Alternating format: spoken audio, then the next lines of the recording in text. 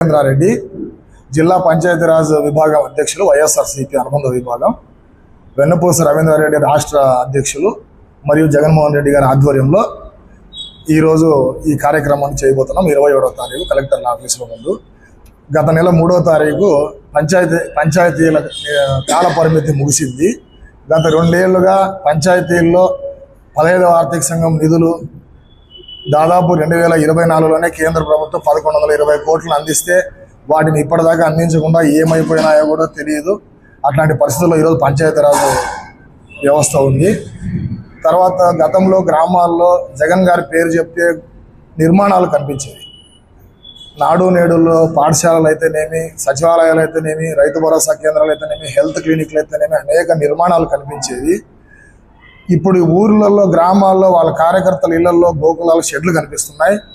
ఊరి బయట నీళ్లు లేని తొట్టెలు కనిపిస్తున్నాయి తప్ప ప్రజలకు ఉపయోగపడేవి ఏమీ కనిపించట్లేదు. ఈ పంచాయతీరాజ్ వ్యవస్థలో లోపాలని తర్వాత గ్రామీణ అభివృద్ధి శాఖలో కానీ ఎక్కడ చూసినా సర్పంచులను పని చేయకుండా ఈరోజు గ్రామాల్లో విపరీతమైన నీటి ఎద్దడి ఉంది. వీటన్నిటిపైన వైఎస్ఆర్సీపీ ఆధ్వర్యంలో పోరాటాలు నిర్వహించాం 27వ తారీఖు. అలాగే ఇంతకుముందు గ్రామాల్లో ప్రభుత్వం పేరు చెప్తే వాలంటీర్లు కనిపించేవారు.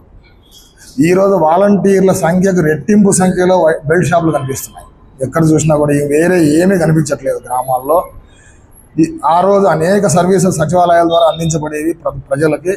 కనీసం యూరియా కూడా అందించలేని దౌర్భాగ్య స్థితిలో కుటుంబ ప్రభుత్వం ఉంది. రైతులకి నడిస్తే పన్ను అని చెప్తున్నారు, నవ్వితే కేసులు అంటున్నారు, మాట్లాడితే ప్రశ్నిస్తే అరెస్టులు అంటున్నారు. ఇట్లా సాగిపోతున్న ప్రజాస్వామ్యం కూలీ చేయబడుతోంది.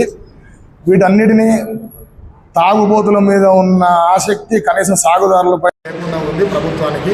వీటన్నిటినీ నిరసిస్తూ 27వ తారీఖు ఎన్ఆర్ఈఎస్ ప్రోగ్రాము గ్రామీణ అభివృద్ధి ఉన్న సమస్యల మీద వైఎస్ఆర్సీపీ పంచాయతీరాజ్ ఆధ్వర్యంలో రాష్ట్ర వ్యాప్తంగా నిరసన కార్యక్రమం చేపడుతూ కలెక్టర్లకి రిప్రజెంటేషన్ ఇవ్వడం జరుగుతుంది. వీటిని